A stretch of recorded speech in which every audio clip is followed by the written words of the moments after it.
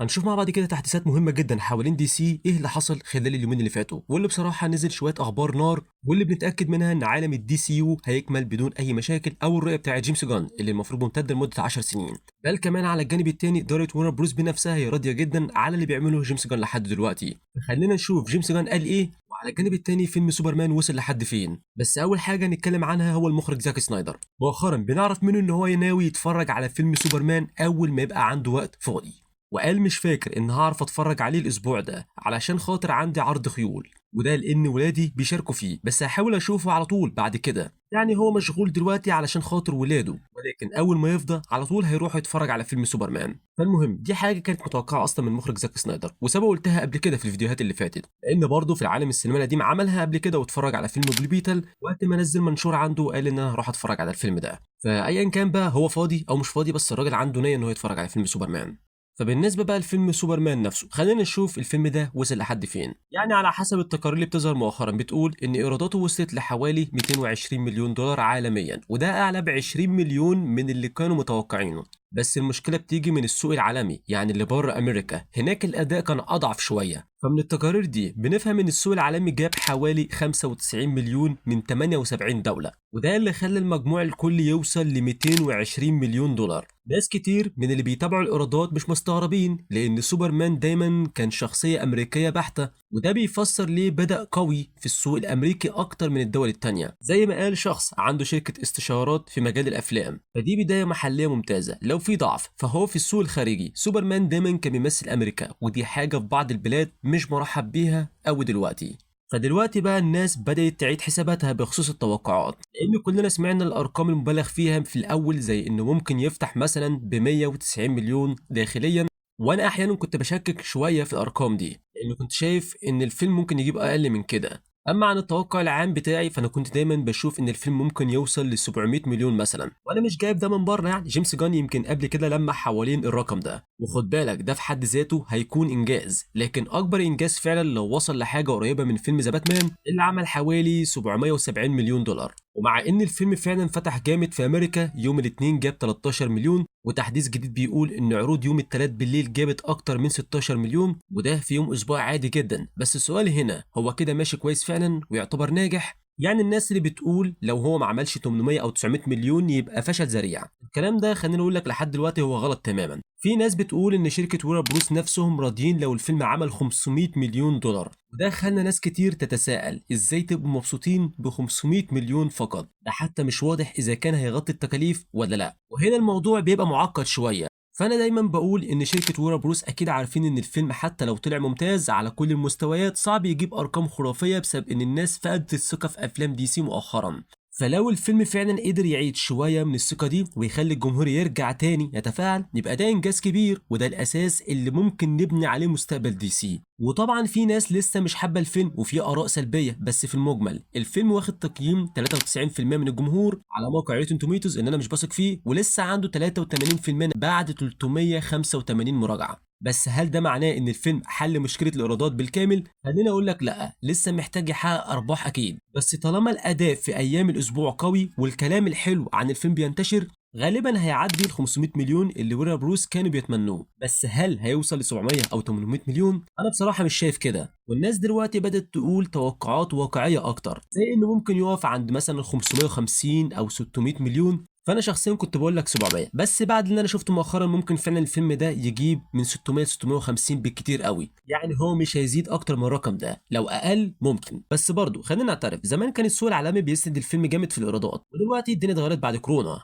فلو بصينا للجانب الايجابي في عوامل تانية محتاجه تتحسب، واحده منهم كانت محيره شويه، وهو ان بعض المواقع بتقول ان الارقام مختلفه شويه بخصوص ميزانيه تسويق الفيلم. بيقولوا من الاخر كده ان شركه ورنر بروس ودي سي ستوديوز كان عندهم رهانات كبيره، مش بس عشان خاطر الفيلم نفسه كلف حوالي 225 مليون دولار انتاج، لا كمان حوالي 100 مليون تسويق. الرقم ده اللي هو ال 100 مليون تسويق مختلف تماما عن الارقام المجنونه اللي كنا بنسمعها في الاول، اللي كان بتقول ان الميزانيه التسويقيه كانت ممكن توصل ل 200 مليون او اكتر. بس دلوقتي بعد المصادر الموثوقه منها بتقول لا، احتمال تكون فعلا 100 مليون فقط. يعني كده عندنا 225 مليون زائد ال 100، 325 مليون دولار مجموع الانتاج والتسويق. بس زي ما المفروض كلكم عارفين، الموضوع مش بسيط كده ان الفيلم يعمل 325 مليون في البوكس اوفيس ونقول خلاص كده عوضوا التكاليف.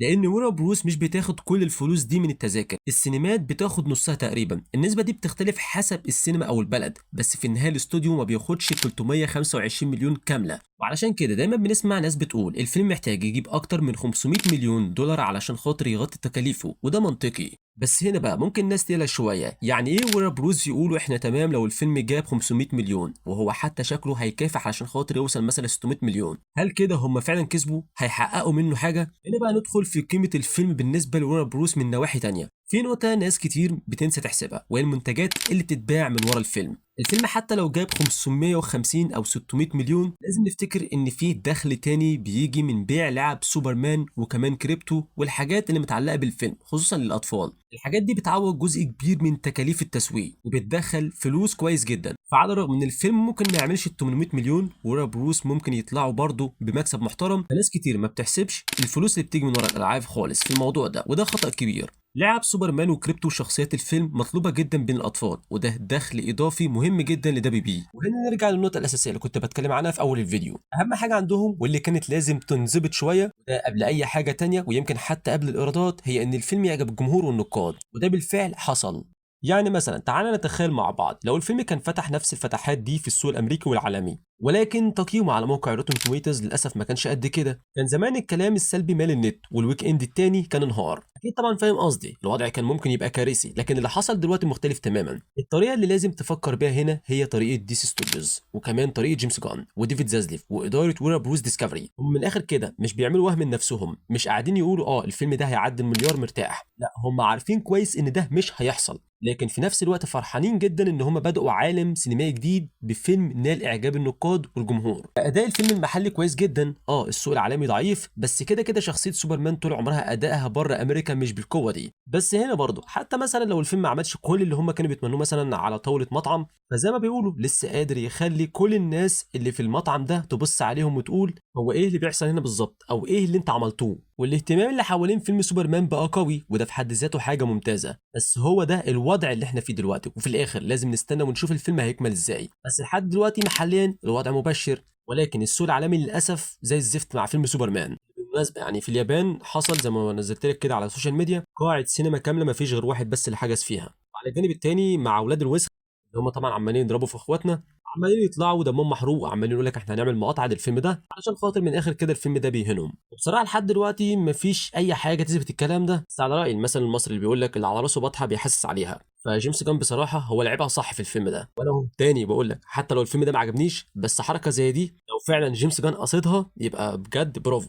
طيب هنا كمان من ضمن النقط اللي حابب برضه اوضحها على فيلم سوبرمان، ان انا عارف لحد دلوقتي انت مش شايف غيره قدامك، ان انت برضه لازم تعمل حساب فيلم الفانتاستيك فور اللي خلاص كلها كام يوم وهيتعرض معانا. فلو انت شايف ان فيلم سوبرمان ممكن زي ما قلت لك كده يجيب 550 او 600، فوقتها فيلم الفانتاستيك فور هيكون نزل، كل التركيز هيبقى رايح ليه. يعني سوبرمان حرفيا خد ويك اند واحد فقط لوحده قبل ما يتشال من الكاميرا وتتحول الاضواء لفيلم تاني. فهو ايوه اكيد لسه في ناس هتروح تتفرج عليه، بس في نفس الوقت اكيد انت فاهم قصدي التركيز هيتنقل لحاجه تانية خلاص، وعدسه الجمهور اتحركت، وده بعد ما كان ممكن يدينا امل شويه ان الفيلم ممكن يجيب 600 او 550 يخلينا نقلق حوالين النقطه دي كمان.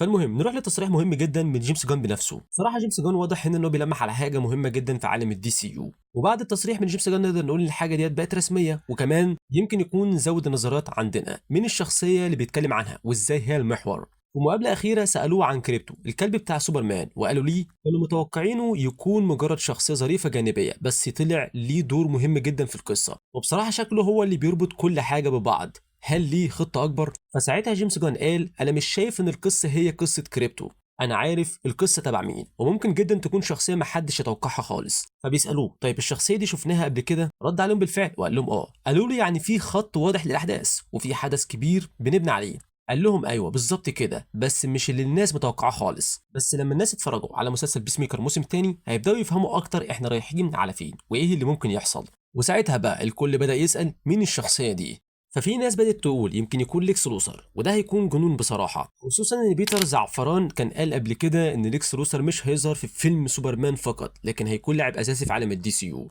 برضه يعني كلام بيتر زعفران ده دايما بيضايقني حرفيا يعني. يعني معلش انت عندك عالم سينمائي كبير وعالم ممتد لمده 10 سنين، يعني هو ليكس لوثر هيظهر فقط يعني في فيلم سوبرمان؟ حد يقنعني يا جدعان، الراجل ده كل ما يتكلم بينرفزني. انا بحس كده ان هو يعني ايه، جيمس جان اس 2، يعني هو متكرر بس مش اكتر ولا اقل. جيمس جان بيقول يمين هو يطلع يقول لك يمين، دي حاجه جديده ما حدش كان يسمع عنها. جيمس جان يقول شمال فيطلع بعدها يقول لك شمال. اي خدمه، انا بجيب لكم اخبار جديده، واي حاجه يطلع يقولها بتكون حاجه بديهيه جدا معروفه. ايا كان يعني ما علينا، خلينا نكمل ونشوفه بيقول ايه. فهو اكد معانا يعني خلاص ان ليكس لوثر هو حاجه اساسيه تمام مفيش مشاكل. فمعنى كده ان الممثل نيكولاس هولت راجع في ادوار تانية رغم اللي حصل في نهايه فيلم سوبرمان. بس انا مش مقتنع قوي بليكس لوثر، يعني وارد جدا ناس كتير تقتنع بالكلام ده، دي حاجه طبيعيه، بس في شويه نظريات كانت طلعت ان هو هيعمل مثلا فرق زي فرقه بلانيت ووتش اللي احنا شفناها في فيلم سوبرمان، او حتى زي اثوريتي. وخصوصا لو اشتغل مع الحكومه ساعتها ممكن يبقى ليه دور في الربط بين مشاريع دي سي كلها. بس بصراحة فكرة إن ليكس لوثر يبقى هو الشخصية المحورية في القصة كلها مش حاسسها، خصوصا لما جيمس جان قال إن الشخصية محدش هيتوقعها. في ناس تانية وأنا كمان فكرت في كده قالت يمكن يكون ريك فلاك سينيور، وده احتمال غريب بس منطقي برضه. شفناه أول مرة في أول مشروع في عالم الدي سي يو هو الكوماندوز، وبعدين ظهر في فيلم سوبرمان، صحيح مشهد صغير بس مهم جدا، وآخر الفيلم رجع ظهر تاني وكان ليه نظرة كده بتبص للمستقبل، واللي هو تحس كده إن هو عارف النهاية فين، عارف إيه اللي هيحصل بعد كده. وكمان عرفنا انه راجع تاني في الموسم التاني من بيس ميكر، وجيمس جان قالها صراحة كده اللي هيتفرج على الموسم ده هيبدأ يفهم اتجاه الحكاية رايح على فين. فعشان كده انا شايف ان ريك فلاك سينيور ممكن يكون ليه خيط اساسي في كل الاحداث، وهيكمل في باقي مشاريع دي سي لحد ما نشوفه مثلا في سن 5 أو 6 من عمر العالم ده. بس على فكرة مش لازم تكون الشخصية دي هي البطل الرئيسي لعالم الدي سي يو، اكيد باتمان وسوبرمان اكبر واهم، بس انا قصدي هنا ان ممكن نبص على القصه من منظور مختلف، يعني بعد سنين لما نبص ورا نكتشف ان في شخصيه معينه كانت بتربط كل حاجه ببعض وكان ليها تطور واضح ومستمر. وممكن فعلا ريك فلاك سينيور يكون هو الشخص ده. انا مش بقول انه اختيار النهائي، بس حاسس انه اكتر احتمال منطقي من ليكس لوثر مثلا، خصوصا لما جيمس جان قال الموضوع اكبر بكتير من توقعات الناس، والترابط بين المشاريع هيبقى اعمق واكبر مما كنا متخيلين. علشان بعد كده نشوف ان جيمس جان بينزل بوست على السوشيال ميديا وبيقول فيه استعدوا ل 2026، وبنشوف اول نظره تشويقيه على شخصيه سوبر جيرل من عالم الدي سي يو. وعجبني جدا الحركه الساعه اللي هم عملوها، ان هو مثلا من شعار سوبرمان بتاع لوك اب وبعد كده نشوف سوبر جيرل بقى لوك اوت، فنبص هنا نلاقي ان شعار فيهم بينقذ والشعار التاني بيخض الواحد. عارف ان الكلام ده ممكن يبان متكبر شويه، بس انا بجد عجبني الشكل اللي ظهرت بيه سوبر جيرل، لدرجه ان كنت اتمنى بصراحه ان احنا نشوف وشها بالكامل في الصوره، بس مش مشكله هنرضى دلوقتي باللي عندنا ده. وايوه قبل ما اكمل كلامي، في ناس كتيره جدا شبهت البوستر ده بالبوستر بتاع شازام، فعلا هم عندهم حق، يعني خلاص يعني هي معروفه، هو المنتج بتاع شازام هو بيتر زعفران، وعندك بيتر زعفران هو رئيس استوديوهات دي سي مع جيمس جان، يعني فوارد جدا تلاقي تشابهات. فالمهم نكمل مع الصوره دي، بس قبل ما نكمل حابب اقول ان في حرق الاحداث في فيلم سوبرمان، لو انت لسه ما اتفرجتش على الفيلم يعني عدي دقيقه او دقيقتين كده من الكلام اللي انا هقوله، يلا عشان خاطر نبتدي، يلا اعتبر انت خرجت من الفيديو دلوقتي او مثلا قدمت الدقيقتين.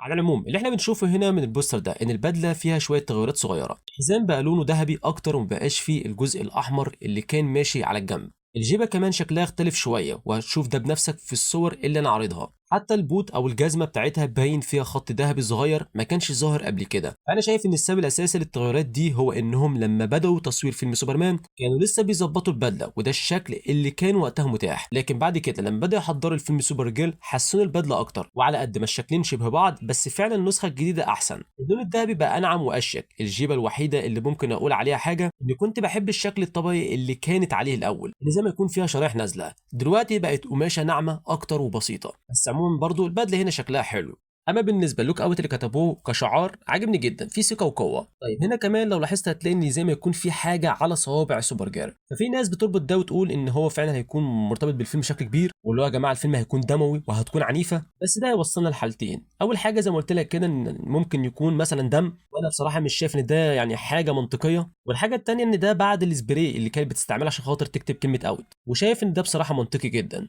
طيب بعد كده بنعرف ان جيمس جان قال مؤخرا بخصوص باتمان ووندر وومن في عالم الدي سي يو مش هنبدا انتاج غير لما يكون معانا سكريبت ممتاز. السكريبتات بتتكتب في الوقت الحالي، ولو طلعت حلوه هنبدا التصوير فورا، بس مش هدخل في شغل على باتمان او وندر وومن خصوصا الشخصيات دي الا لما اكون متاكد ان النص يستاهل، فانا عندي الافضل ان انا استنى سنه ولا ابدا بدري بحاجه مش قد المقام. يعني هنا جيمس جان هيعمل باتمان ووندر وومن بس لما يكونوا جاهزين. طيب عرفنا كمان ان الاستوديو بتاع دي سي وكمان شركه دبليو بي بيستعجلوا شويه على فيلم ووندر وومن الجديد، وكمان مبسوطين جدا من اول نسخه من سيناريو ذا باتمان البارت الثاني اللي كتبها ميت ريفز. فنقدر نقول ان هم فعلا كرروا السكريبت، لكن لحد دلوقتي جيمس جان يمكن لسه ما قراش السكريبت لان ما شفناش منه اي رده فعل على السكريبت بتاع البارت الثاني. طيب هنا بما اننا بنتكلم على وندر وومن، فجيمس جان قال من فتره ان الفيلم بتاعها هو في التنفيذ دلوقتي، والكلام اللي اتقال النهارده شبه تاكيد لنفس المعلومه. بس عاوز الفت نظرك لحاجه، لما بيقولوا ان هو قيد التنفيذ ده مش معناه ان الفيلم مثلا هينزل بعد كام شهر، لسه في مرحله الكتابه ولسه قدامه وقت. يعني ما تتوقعش مثلا انه ينزل قبل فبراير 2026،